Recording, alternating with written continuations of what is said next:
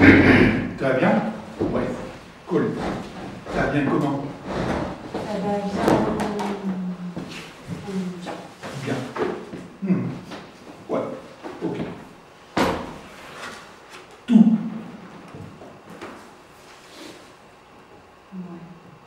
Ouais. Oui, entre le questionnement et puis la réponse, le mouet, les yeux ont un peu balayé tout, voilà. À partir du moment où il y a tant de réponses, c'est que généralement la réponse est d'ordre négative. D'accord, ok. Bon, est-ce qu'il y a quelque chose que tu aimerais faire évoluer? Oui. Voilà, oui. Vous voyez, là, il n'y a aucun temps de réponse.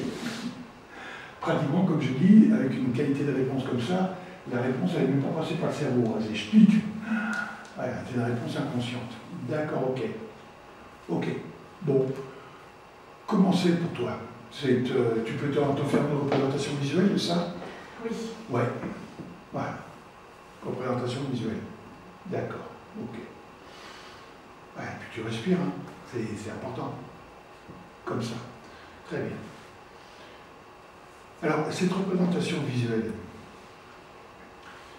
une chose importante, tu la regardes, hein, tu te mets à l'intérieur, voilà, comme ça, tu la projettes à l'intérieur. Je voudrais savoir, est-ce que tu es dans la représentation ou tu regardes cette représentation? Je suis dedans. Tu es dedans. Très bien. Ok. Ouais. Alors, tu fais comme tu veux et tu vas sortir de cette représentation. Alors, en quoi est-ce important cela? C'est important pour une chose, c'est que lorsque la personne est dedans, elle est associée. Donc le jeu, d'abord, c'est de la dissocier. Hein. Alors, tu vas voir, c'est extrêmement simple. Tu prends la situation comme si tu la regardes à la télévision. Okay. Voilà, c'est super pratique, parce que comme ça, vous êtes déjà en train de créer l'image. Hein. Alors, effectivement, quand tu regardes cette image à la télévision, toi, tu peux être dans la télévision. C'est un peu comme si tu regardes un film, en quelque sorte. Donc, tu es l'héroïne. Bon. Puis toi, tu es bien installé, tu es confortable. Voilà. Tu respires, voilà, comme ça.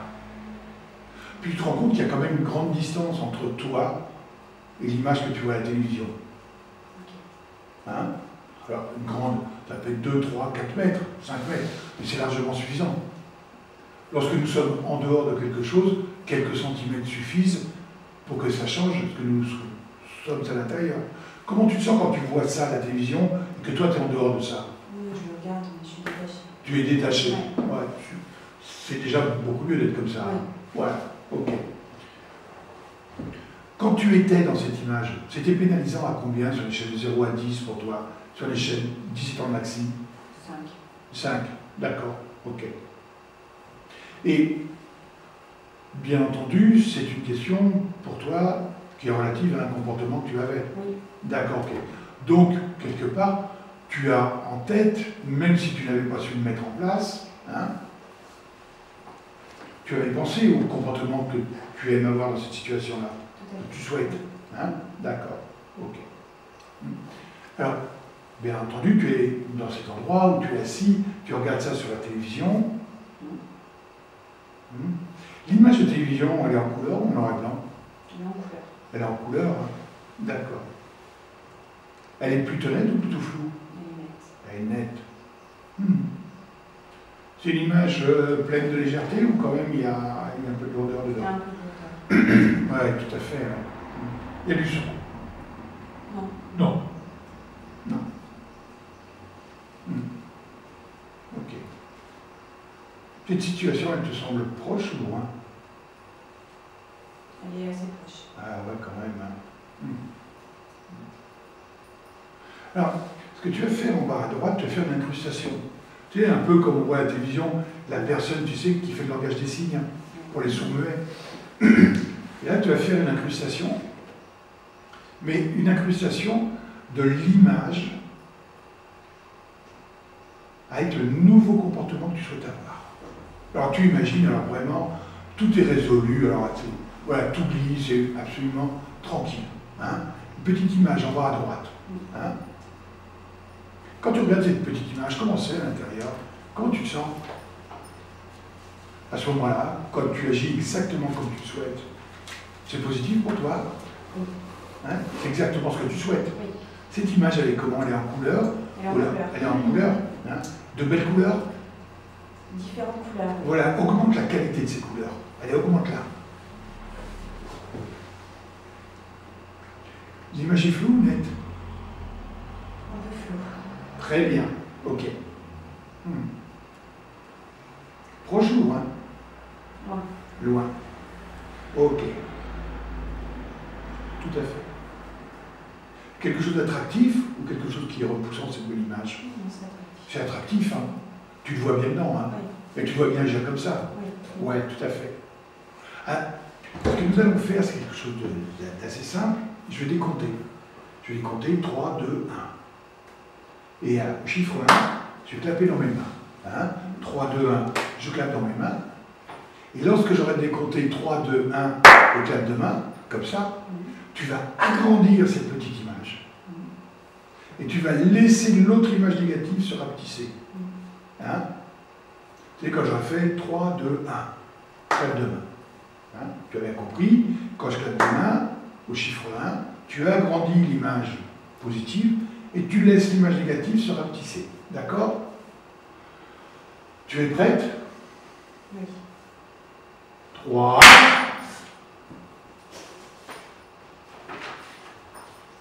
Comment elle est grande là? C'est parti. Voilà. Elle est partie. Ça peut créer des émotions positives. Hein? Ouais, tout à fait. Alors, ce que je vais te proposer, peut-être c'est un peu comme si c'était un écran de cinéma, c'est de te pencher sur le bord de cet écran de cinéma pour regarder de l'autre côté où elle est l'image négative. Où est-ce qu'elle est l'image négative? D'accord, ok.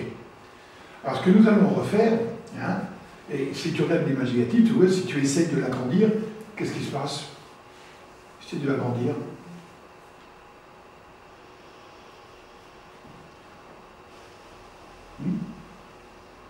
Qu'est-ce qui a changé? Elle grandit, elle repart. Et voilà, elle repart, ouais. D'accord, ok. Très bien. Alors maintenant, ce que nous allons faire, toujours pareil, 3, 2, 1, 4, 1, et là tu vas éloigner l'image négative, tu vas la laisser partir. C'est un peu comme lorsque nous regardons, lorsque nous étions petits, nous regardions un objet avec une longue vue tenue à l'envers. Petit. Et là par contre, l'image positive, tu vas laisser s'approcher de toi. Hein? T'es prête? Oui.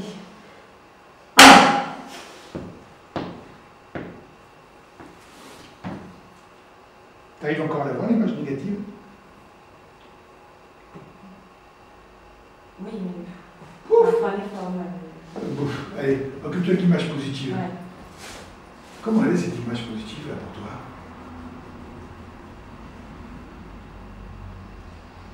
Comme ça, voilà.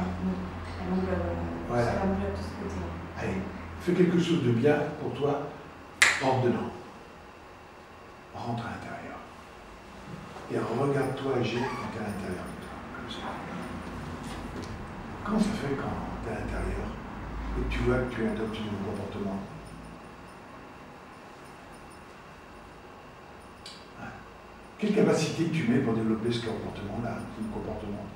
Plus de légèreté, plus de tranquillité, voilà, plus de calme. Okay. Comment ça joue sur comment ton environnement quand tu as ce nouveau comportement? Un environnement plus clair. Plus clair, oui, tout à fait. Moins calme. Oui, tout à fait. Ouais, plus clair, plus doux, plus soyeux. Voilà, très bien. Et là, dans ce nouveau comportement, dans ce nouvel environnement, tu vois que c'est très facile d'agir de cette manière-là. Et cette capacité s'active naturellement. Hein? Tu vois la scène de croyance qu'il y a par derrière où tu te dis, bon, enfin, je suis complètement capable d'être comme ça. Et regarde ce que ça modifie au niveau de ton identité d'être comme ça, avec ce nouveau comportement. Comme les choses peuvent être beaucoup plus simples, une meilleure lecture de toi-même. Hein? Comment tu te vois quand tu as ce nouveau comportement, toi tel que tu es. Identité, Cécile. Plus simple. Plus simple. Et regarde quand tu es plus simple, voilà. Est-ce que ça active comme une croyance et valeur, quand tout est plus simple, comme tu es déjà dessus. Je regarde quand tu es plus simple, unique comme ça à l'intérieur. Voilà. Avec ces nouvelles croyances et valeurs, les nouvelles capacités que ça met en place, que tu as toujours eu à l'intérieur de toi, et qui commencent justement à se mettre en... Voilà. Alors, regarde le comportement que ça donne. Alors, regarde l'environnement comme il se stabilise. Voilà. Ah, c'est agréable, là. Oh, sauf si tu as envie de revenir comme auparavant. C'est en plus, parce que c'est très intéressant. Ouais.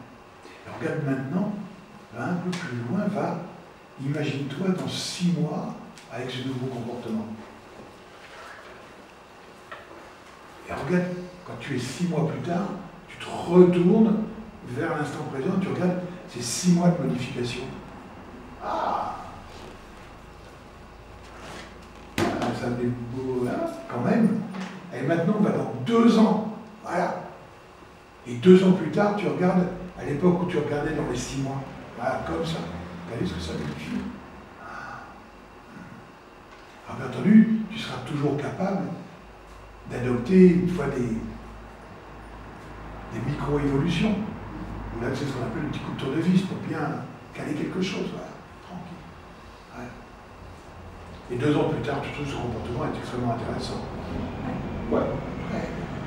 Bah, tranquillement, tu vas pouvoir revenir sur l'échelle du temps, au temps présent, puis lorsque tu le souhaiteras, en laissant cette solution profondément s'installer à l'intérieur de toi, très très profondément.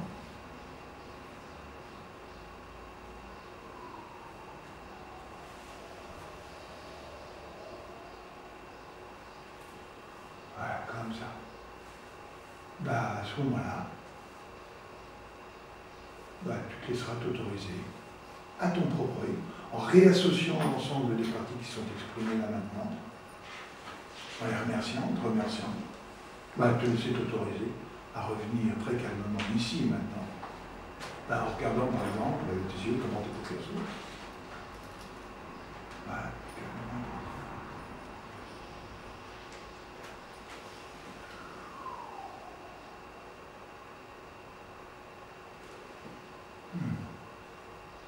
J'arrive. On t'entend? Non, c'est pas encore le même jeu, tout l'entend. Voilà. Ça fait drôle, hein?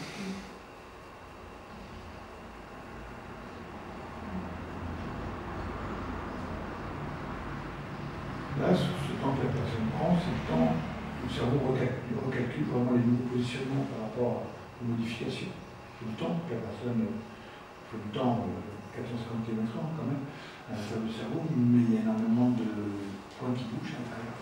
La personne recalcule à l'intérieur. En se rend compte, c'est complètement au niveau inconscient. Hein? Comment tu te sens? Très bien. Très bien. Ah, ça a bougé tout à l'heure alors? Ouais, c'est bien. Ouais. Ouais. C'est intéressant la switch visuelle. Hein? C'est puissant. Alors, le côté tricky, bien entendu, je dis, je dirais 3, 2, 1, que je fais, comme je prends la personne, non pas la personne, mais le cerveau de la personne par surprise, bah, je ne fais jamais 3, 2, 1.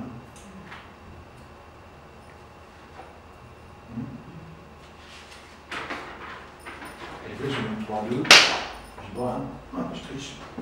Là où je fais un d'un seul coup, c'est. Voilà. La personne ne doit pas être capable de dire à quel moment je vais faire. C'est pour ça qu'elle doit avoir une surprise. Et là, je suis sûr que le cerveau doit. Ça fait bien, hein? Ça fait très très bien. Voilà, vous voyez, c'est extrêmement simple la switch visuelle. Mais vous allez en voir l'importance. Et l'énorme avantage, c'est que vous, en tant que thérapeute, vous ne savez pas sur quoi vous travaillez, c'est le plus important. Vous faites de la structure, vous travaillez sur la structure. C'est-à-dire que si, par exemple, la personne avait quelque chose qui l'ennuie, et que ce quelque chose existait en vous, bah, le fait de travailler sur la structure, ça vous permet de rester dans l'objectivité du traitement. Et pour la personne, c'est super, elle n'a rien à dire du comportement qu'elle veut changer. Elle n'a rien à énoncer. C'est quand même vachement pratique, hein. C'est-à-dire que chacun est profondément respecté dans... Vous avez du bien, hein? Ouais. quand tu essaies de te rappeler ton ancien comportement, tu fais quoi? Ouais, non, mais j'ai l'image, mais moi, je t'en dis. C'est moisi, c'est Je comme peux la chercher si je me suis. reprendre du t'es là. C'était un nouveau pot. Dégueulasse. Ouais. Alors, vous pouvez, par exemple, commencer des travaux sur les phobies avec ça, par exemple. C'est intéressant. Par exemple, phobie de l'ascenseur. La personne, elle se voit bien en situation, j'évite, je prends l'escalier, enfin, je fais tout pour éviter les ascenseurs. Et la petite image, bah, je me vois rentrer dans l'ascenseur parce que c'est ce que je souhaite, parce que c'est beaucoup plus pratique dans la vie. Les ascenseurs, hein, c'est quand même. Je rappelle que le premier mode de transport le plus sûr au monde, hein, avant d'être l'avion, c'est l'ascenseur. Ah oui, c'est un mode de transport. Bien entendu, c'est un mode de transport. 11 milliards de personnes par jour utilisent un ascenseur. 11 milliards. Ben oui, des gens qui sont dans les trous, ils vont plusieurs fois. C'est le mode de transport le plus utilisé sur la planète. Et c'est celui avec lequel Plus que le nombre d'habitants sur Terre. Bien entendu. Bah oui. Quand tu prends 2 fois l'ascenseur dans la journée, c'est pas une personne qui l'a fait 2 fois. Non, c'est 2 usagers. Pour l'ascenseur, c'est 2 fois Pierre qui a fait l'ascenseur. Bah, quand vous regardez la finale de la Coupe du Monde, bah, il y a 9 milliards de personnes qui la regardent. Ah, parce que les gens la voient plusieurs fois. C'est plus de personnes que sur la planète, mais il craint qu'on va y arriver aux 9 milliards.